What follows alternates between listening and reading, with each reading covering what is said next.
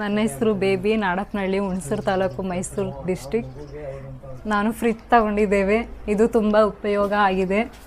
ನಾವು ತರಕಾರಿ ಎಲ್ಲ ಸುಮ್ಮನೆ ವೇಸ್ಟ್ ಮಾಡ್ತಿದ್ವಿ. ಇವಾಗ ಫ್ರಿಜ್ ತಗೊಂಡ್ಮೇಲೆ ಎಲ್ಲ ಸೇವ್ ಆಗ್ತಿದೆ.